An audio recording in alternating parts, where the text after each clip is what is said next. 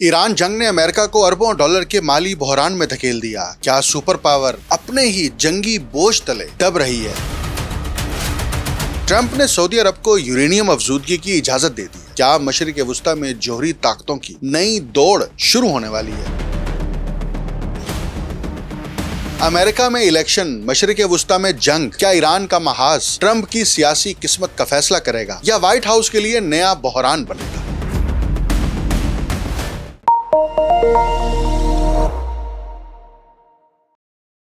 आप देख रहे हैं untold story with doctor Akmal Soomro. Iran के खिलाफ जंग के असरात, वाशिंगटन के बजट, सऊदी अरब के जोहरी अज़ाइम, आलमी तवानाई की सिक्योरिटी और मशरिक वुस्ता के ताकत के तवाजुन को भी हिला रहे हैं। अमरीकी वजीर दिफा खुद एतराफ़ कर रहे हैं कि सिर्फ चंद महीने में इस जंग पर 37.5 अरब डॉलर खर्च हो चुके हैं और अब पेंटागन मजीद अरबों डॉलर मांग रहा है, जबकि दूसरी जानिब सऊदी अरब को यूरेनियम अफजूदगी की इजाज़त देने वाला 30 साला जोहरी मुआहिदा खित्ते में एक नई जोहरी दौड़ का इशारा दे रहा है।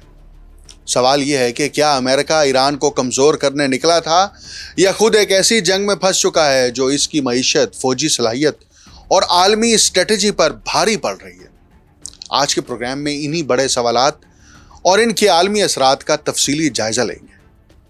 अमरीकी वजीर दिफा पीट हेग्सेट सेनेट फंड्स मुख्तस करने वाली कमेटी के सामने पेश हुए।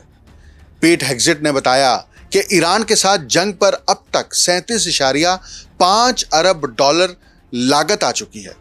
पेंटागन को ईरान के खिलाफ लड़ने के लिए मजीद बजट दरकार है, जिसमें उन्होंने बताया कि इस नए बजट के अंदर 30 सितंबर तक के मुतवक्के इखराजात भी शामिल हैं। पीट हेग्सेट ने कहा कि ये वक्त अमरीकी फौजियों पर सरमायाकारी का है, ना कि दिफाई इखराजात कम करने का। फंडिंग ना दी गई तो ये मुल्क के लिए सबसे बड़ा खतरा होगा। पेंटागन को आलमी खतरात से निमटने के लिए मुकम्मल बजट दरकार है। अमरीकी वजीर जंग पीट हेग्सेट ने खुफिया ब्रीफिंग के बाद सेनेट की बजट कमेटी में फंडिंग की दरखास्त पेश कर दी है। मीडिया रिपोर्ट्स के मुताबिक ट्रंप इंतजामिया ने ईरान के साथ बढ़ते तनाज़े के लिए कांग्रेस से तकरीबन 73 अरब डॉलर फंड्स की दरखास्त की है। उधर वाशिंगटन पोस्ट का दावा है कि ईरान के खिलाफ जंग के लिए अमरीकी फंड्स तेजी से खत्म हो रहे हैं। वाशिंगटन पोस्ट ने रिपोर्ट किया है कि सदर ट्रंप की ईरान के खिलाफ जंग के बाइस अमरीकी महकमा दिफा यानी पेंटागन को आइंदा बजट में बड़े डेफिसिट का सामना है, जिसकी वजह से उसे फौजी तरबियत, साजो सामान की देखभाल और अस्करी तैयारियों में कटौती करना पड़ रही है। पीट हेग्सेट ने भी जंग की हतमी माली लागत के बारे में न तो बर वक्त मालूमात फराहम की और ना ही शिफाफियत का मुजाहरा किया, जिसके नतीजे में सूरत हाल मजीद उलझन और इंतज़ामी बेतरतीबी का शिकार हो गई है। अमरीकी ऐवान नुमाइंदगान इस हफ्ते 73 अरब डॉलर के दिफाई पैकेज पर वोटिंग करने वाला है, जो ट्रंप इंतजामिया की जानिब से तलब किए गए 67 अरब डॉलर से भी ज़्यादा है। इस इजाफी रकम का मकसद जंग के बाइस पैदा होने वाले माली खसारे को पूरा करना है। ताहम इस मुतालबे को ज़्यादा पजीराई नहीं मिली, क्योंकि बेशतर डेमोक्रेट अरकान ईरान के खिलाफ जंग के लिए किसी भी नई फंडिंग की मुखालफत कर रहे हैं।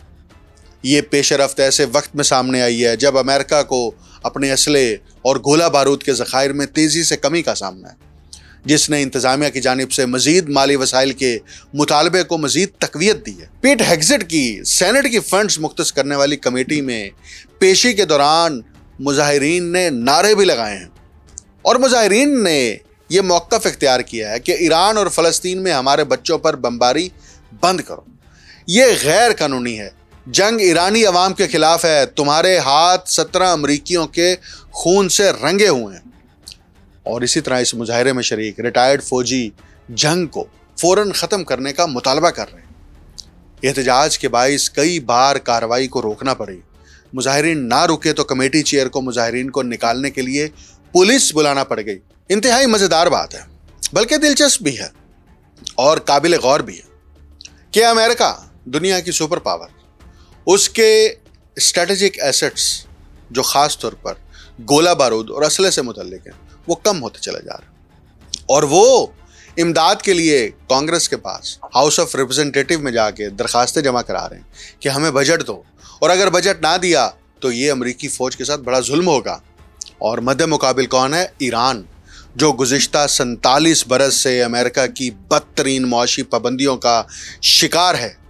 اس کے باوجود ایران کی پاسدارانہ انقلاب نہ تو حکومت کے پاس گئی ہے اور نہ ہی حکومتی سطح پر کوئی ایسی خبر سامنے آئی ہے کہ جس میں یہ بتایا جائے کہ ان کے پاس اسلحہ ختم ہو رہا ہے، ان کے پاس فنڈز کی قلت ہے۔ یہ ایک واضح طور پر ثبوت ہے کہ اگر کوئی قوم اپنے قومی مفادات کے تحت کسی جنگی حکمت عملی، فوجی حکمت عملی کے تحت بھی اپنی تیاری کرتی ہے تو وہ بھی اپنے مضبوط پیروں پر کھڑی ہو سکتی ہے۔ اور دوسری طرف امریکہ کا سسٹم ہے جو کھوکھلا ہے، جو جھوٹے دعووں پر کھڑا ہے، اور یہ ڈالر جو اب 73 ارب ڈالر ہاؤس آف ریپرزینٹیٹیو سے مانگے جا رہے ہیں اور کانگریس سے اس کی حتمی منظوری حاصل کی جائے گی، اس کی بھی کہانی بڑی دلچسپ ہے۔ امریکہ کو ڈالر لینے کے لیے یا ڈالر چھاپنے کے لیے سونا نہیں دکھانا، تو اس کے لیے ڈالر ایسے چھاپنے جیسے آپ ردی کے لیے کاغذ چھاپ رہے ہوں، اور اگر یہی 73 ارب ڈالر کسی اور ملک کو چاہیے تو ان کو ہارڈ کرنسی کے اندر امریکہ سے یہ پیسے لینا پڑیں گے، انٹرنیشنل مارکیٹ سے یہ پیسے اٹھانا پڑیں گے، اور امریکہ کی یہی بدماشی ہے۔ لیکن یہ بدماشی زیادہ عرصے تک چلے گی نہیں، کیونکہ خود ایران نے امریکہ کی اس بدماشی کو چیلنج کیا۔ مشرق وسطیٰ کے اندر جو امریکن اور اسرائیلی ہیجمنی کو سب سے بڑی رکاوٹ کا سامنا ہے وہ ایران سے، اور 47 برس کی سخت ترین پابندیوں کے باوجود ایران کھڑا ہے، اپنے پیروں پر کھڑا ہے اور پورے وقار کے ساتھ کھڑا ہے۔ لیکن مشرق وسطیٰ کے اندر امریکہ کی جو پپٹ حکومتیں ہیں خاص طور پر، اور یہاں پر جو امریکہ اپنی ریاستوں کی سطح پر پراکسیز کی پرورش کرتا ہے اور اس کے عوض بھاری ڈالرز وصول کرتا ہے، اربوں ڈالرز کے فنڈز اپنی مارکیٹ کے اندر جھونکتا ہے، اپنے خزانے کے اندر بھرتا ہے، وہ کھیل ختم نہیں ہو سکتا۔ ابھی امریکی اخبار وال اسٹریٹ جرنل نے یہ رپورٹ کیا ہے کہ امریکی صدر ٹرمپ نے سعودی عرب کے ساتھ سول جوہری پروگرام کے معاہدے کی منظوری دے دی ہے، اور وال اسٹریٹ کی اسی رپورٹ کے مطابق امریکہ کے ساتھ سول جوہری پروگرام کے معاہدے کے تحت سعودی عرب کو توانائی کے شعبے میں جوہری ٹیکنالوجی تک رسائی حاصل ہوگی۔ اور امریکی اخبار کا کہنا ہے کہ امریکہ اور سعودی عرب کے درمیان جوہری تعاون معاہدے کی میعاد جو ہے، مدت جو ہے، وہ 30 سال تک ہے۔ جوہری تعاون معاہدے کی مالیت کئی ارب ڈالر ہونے کا تخمینہ لگایا گیا۔ امریکی حکام کہتے ہیں کہ ممکنہ طور پر سعودی عرب میں یورینیم افزودگی کے دروازے کھل سکتے ہیں۔ متعدد میڈیا رپورٹس کے مطابق ٹرمپ انتظامیہ نے سعودی عرب کے ساتھ جو یہ معاہدہ طے کیا ہے، اس معاہدے کا جو اصل ہدف ہے وہ شہری یعنی سول نیوکلیئر پروگرام ہے، اور اس پروگرام کے لیے اپنی سرزمین پر جوہری ایندھن کی افزودگی کی اجازت دی جا رہی ہے۔ یہ پیش رفت ایسے وقت میں سامنے آئی ہے جب مشرق وسطیٰ میں جوہری ہتھیاروں کے پھیلاؤ یعنی نیوکلیئر پرولیفریشن کے خدشات پہلے ہی بڑھ رہے ہیں۔ وال اسٹریٹ جرنل نے انتظامیہ کے نام ظاہر نہ کرنے والے حکام کے حوالے سے رپورٹ کیا ہے کہ ٹرمپ نے اس معاہدے کی منظوری دے دی ہے۔ یہ معاہدہ 30 سال کے لیے ہوگا، اور اسی رپورٹ کے مطابق معاہدے کو اس انداز میں ترتیب دیا گیا ہے کہ امریکی کمپنیاں سعودی عرب کے سول جوہری بنیادی ڈھانچے کی تعمیر میں مرکزی کردار ادا کریں گے۔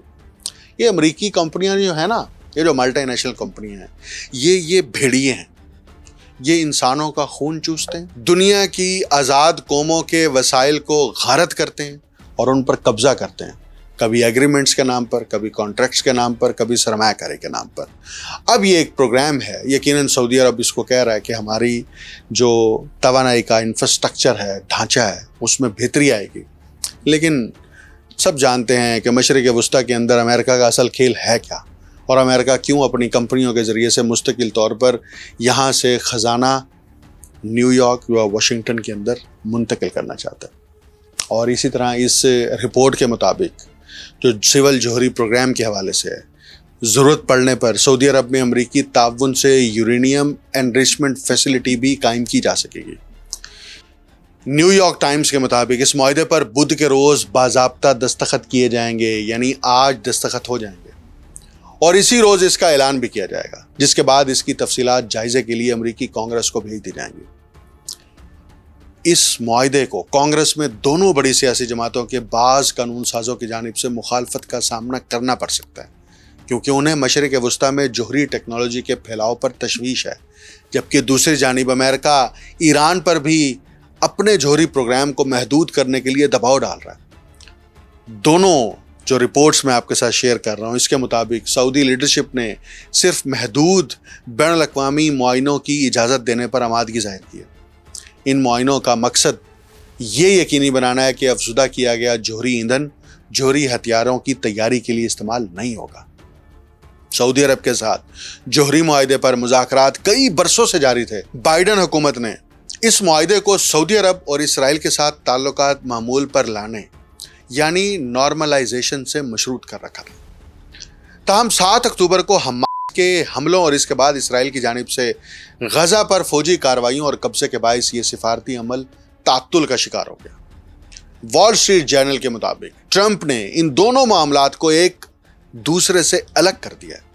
وہ سعودی عرب کے ساتھ جوہری معاہدے کو اسرائیل کے ساتھ تعلقات معمول پر لانے یا سعودی عرب کو ابراہم ایکارڈز میں شامل کرنے کی اپنی انتظامیہ کی کوششوں سے علیحدہ رکھتے ہوئے آگے بڑھا رہے ہیں۔ سعودی ولی عہد اور ملک کے عملی حکمران محمد بن سلمان متعدد بار یہ کہہ چکے ہیں کہ اگر ایران نے جوہری ہتھیار حاصل کر لیے تو سعودی عرب بھی فوراً ایسا ہی کرے گا۔ سن 2018 میں CBS نیوز کو دیے گئے ایک انٹرویو میں محمد بن سلمان نے کہا سعودی عرب جوہری بم حاصل نہیں کرنا چاہتا، لیکن اگر ایران نے جوہری بم تیار کر لیا تو اس میں کوئی شک نہیں کہ ہم بھی جلد از جلد اسی راستے پر چلیں گے۔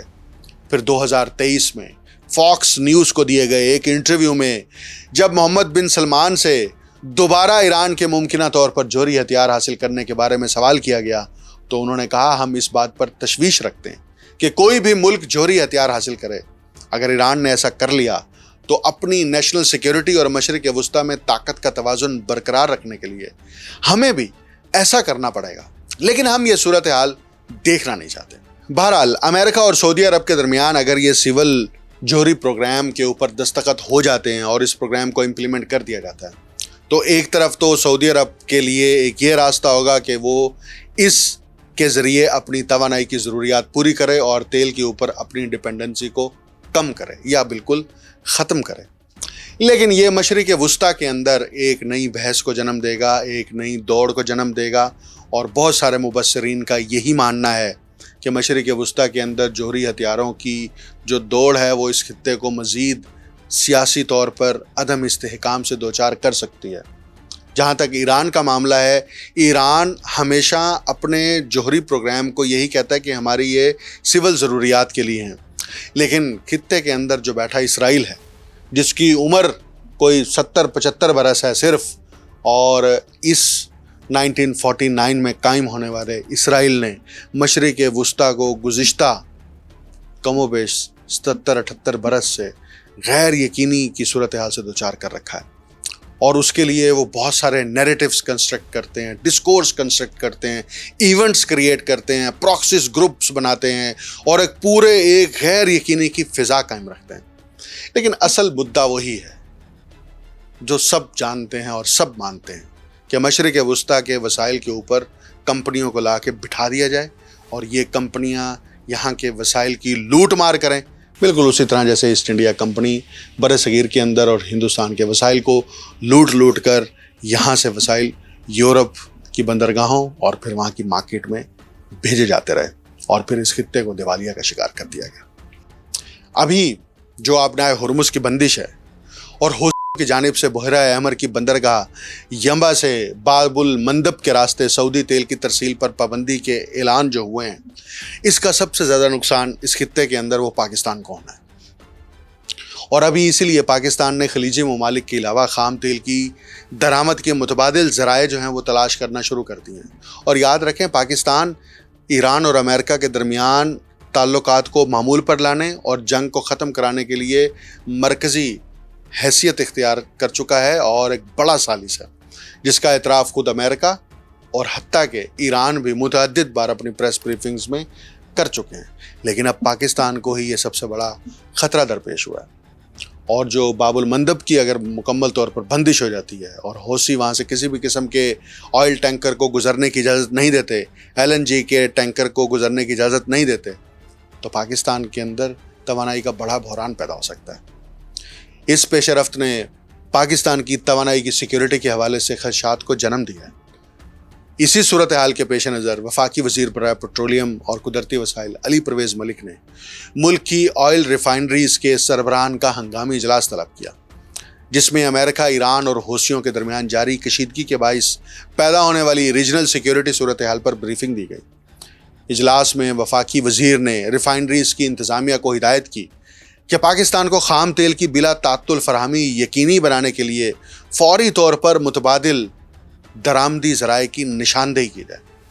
اجلاس میں شریک اعلیٰ حکام نے بتایا کہ اس ہدایت کے بعد ریفائنریز نے بین الاقوامی تجارتی کمپنیوں سے رابطے شروع کر دیے تاکہ امریکہ، سنگاپور، نائجیریا اور وسطی ایشیائی ممالک سے خام تیل کی دستیابی کا جائزہ لیا جا سکے۔ 28 فروری سے پہلے دنیا میں امن تھا، آئل مارکیٹ انسرٹینٹی کا شکار نہیں تھی۔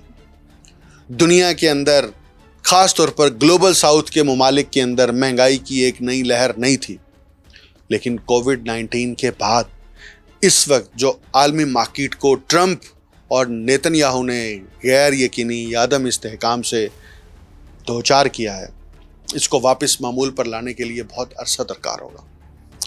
اور ویسے بھی دیکھیں، امریکہ اور اسرائیل کی جانب سے جو ایران کے خلاف مشترکہ اور وسیع فوجی کارروائیاں کی گئی تھیں، اس کو 5 مہینے گزر چکے ہیں۔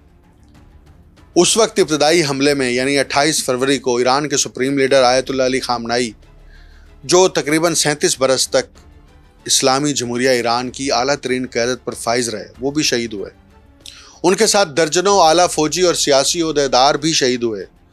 تاہم ایران کی اعلیٰ قیادت کو ختم کرنے کی اس حکمت عملی کے باوجود ایرانی نظام اور ایرانی سسٹم منہدم نہیں ہوا۔ حکومت نے اپنی گرفت برقرار رکھی اور تقریباً فوری طور پر جوابی کارروائیاں شروع کی تھیں، اور آج کے دن تک یعنی 22 جولائی تک وہ کارروائیاں جاری ہیں۔ تہران نے میزائلوں اور ڈرونز کے ذریعے اسرائیل، خلیجی ممالک، خطے میں موجود امریکی فوجی اڈوں اور آبنائے ہرمز سے گزرنے والی بحری آمد و رفت کو نشانہ بنایا۔ اس کے نتیجے میں آبنائے ہرمز، جو دنیا کی تیل اور LNG کی تقریباً 20% ترسیل کا اہم بحری راستہ، وہ بند ہو گیا۔ یہ جنگ جب بھی اور جس انداز میں بھی اختتام پذیر ہوگی، اس کے اثرات عالمی سیکیورٹی کے بدلتے ہوئے نظام اور بین الاقوامی معیشت پر گہرے اور دور رس ہوں گے۔ اور امریکہ جو دنیا کی اور خاص طور پر عالمی معیشت کے ساتھ ٹرمپ چھیڑ چھاڑ کر رہے ہیں اور ایک کھلواڑ کر رہے ہیں، اس سے ایک طرف امریکی قوم بھی قیمت چکا رہی ہے، دوسری طرف پوری دنیا کے ممالک بھی قیمت چکا رہے ہیں۔ لیکن ٹرمپ کو اس وقت جو اپنا داخلی طور پر بڑے بحران کا اندیشہ ہے، وہ وائٹ ہاؤس میں براجمان رہنے کا ہے۔ اس لیے ٹرمپ کے وائٹ ہاؤس کے اندر اور باہر موجود اہم سیاسی مشیر آج ایک اجلاس میں شریک ہوں گے، اور اس اجلاس میں وہ 3 نومبر کو ہونے والے مڈ ٹرم الیکشن سے پہلے عوامی رائے کے تازہ جائزوں یعنی پولنگ، انتخابی پیغام رسانی اور مجموعی اسٹریٹجی کا جائزہ لیں گے۔ ٹرمپ کی سپر PAC اور ریپبلکن نیشنل کمیٹی کے پاس اس وقت تقریباً $530 ملین موجود ہیں، اور اب ان کی ٹیم یہ طے کر رہی ہے کہ اس خطیر رقم کو کب، کہاں اور کس طریقے سے انتخابی مہم میں استعمال کیا جائے۔ ٹرمپ کی خفیہ سیاسی تنظیم سیکیورنگ امریکن گریٹنس کے پاس بھی سینکڑوں ملین ڈالر کے اضافی فنڈز موجود ہیں۔ واشنگٹن کے 4 سیزنز ہوٹل میں ہونے والا یہ اجلاس ٹرمپ کی ٹیم کی باقاعدہ ہونے والی مشاورتی نشستوں میں سے دوسرا اجلاس ہے، جس کا مقصد ریپبلکن پارٹی، اس کے امیدواروں اور ٹرمپ کی سیاسی تنظیم کے درمیان مکمل ہم آہنگی پیدا کرنا ہے۔ اگرچہ ٹرمپ خود اس اجلاس میں شریک نہیں ہوں گے، تاہم ان کے قریبی اور بااثر میگا لیڈرز جو ہیں، جس کو میک امریکہ گریٹ اگین موومنٹ کہا جاتا ہے، وہ اور سیاسی حکمت عملی بنانے والے اہم افراد شرکت کریں گے۔ ریپبلکن لیڈرز تسلیم کرتے ہیں کہ بڑھتی ہوئی پیٹرول کی قیمتوں اور ایران کے ساتھ جاری جنگ کے باعث ٹرمپ کی مقبولیت میں نمایاں کمی آئی ہے، جس کے نتیجے میں امریکی ایوان نمائندگان یعنی ہاؤس آف ریپرزنٹیٹیو پر اپنی جماعت کا کنٹرول برقرار رکھنا آسان نہیں رہا۔ ताहम ट्रंप की सियासी टीम का कहना है कि अमेरिकी वोटर्स डेमोक्रेटिक पार्टी की तरक्की पसंद पॉलिसियों से भी नाला हैं। उनके ख्याल में ये इंतखाबात इस बात पर मुनहसिर होंगे कि अवाम किस जमात को ज़्यादा नापसंद करते हैं, ना कि किस को ज़्यादा पसंद करते हैं। रिपब्लिकन पार्टी ने इंतखाबी हल्काबंदियों में भी गैर मामूली तब्दीलियाँ मुतारिफ कराई हैं, जिनके नतीजे में पार्टी को ऐवान नुमाइंदगान की मज़ीद 10 नशिस्तें हासिल होने की उम्मीद है, जिससे इस ऐवान पर अपना कंट्रोल बरकरार रखना निस्बतन आसान हो सकता है। लेकिन मसला ये है, इसके बावजूद ट्रंप को सियासी हकीकतों का सामना है। अमेरिकी सियासी रवायत ये रही है कि जब किसी सदर की जमात कांग्रेस के दोनों ऐवानों पर काबिज हो तो मिड टर्म इलेक्शन में इसे कम से कम एक ऐवान पर अपनी अक्सरियत खोने का सामना करना पड़ता है। हालिया सर्वेज से जाहिर होता है कि अमेरिकी अवाम मईशत की मौजूदा हालत से मुतमईन नहीं है और इसका जिम्मेदार ट्रंप को करार दे रहे हैं। यही सूरत हाल नेतन्याहू को इसराइल के अंदर दरपेश है। लेकिन मामला ये है कि इसराइल की इस्टेब्लिशमेंट या डीप स्टेट, इसी तरह अमेरिका की इस्टेब्लिशमेंट और डीप स्टेट, अगर वो ये चाहते हैं कि इधर ट्रंप और उधर बेंजामिन नेतन्याहू दोबारा से मुंतखब हों और अपनी मुद्दत में तोसी कराएं या अपने इख्तिदार को इस्तेहकाम बख्शें, तो उन्हें कोई नहीं रोक सकता। अवाम की राय जो मर्जी। लेकिन अगर वो ये नहीं चाहते तो फिर ट्रंप और नेतन्याहू जो मर्जी कर लें, वो अपनी कुर्सी पर मजबूती से नहीं बैठ सकते। अब ये सारा जो पूरा मैदान सजा है, इसके मैदान के इर्द गिर्द ईरान वॉर है। ईरान खुद तो इस्तेहकाम का शिकार है। ईरान खुद तो नहीं जो है वो डगमगा रहा। ईरान खुद तो मजबूती से खड़ा है। लेकिन ट्रंप के लिए ज़रूर मुश्किलात पैदा करती हैं। अमरीकी मईशत के लिए और आलमी मईशत को ज़रूर जो है एक दफ़ा धचका लग चुका है। लेकिन बात यह है कि जो जंग, जो मुहिम जोई ट्रंप अमेरिका, पेंटागन या वाइट हाउस शुरू करता है, तो उसकी कीमत ग्लोबल साउथ के ममालिक और ख़ास तौर पर दीगर ममालिक की आवाम क्यों चुकाए? यही सवाल छोड़कर मैं जा रहा हूँ। मुझे डॉक्टर अकमल सुमरो को इजाज़त दीजिए। अल्लाह हाफिज़।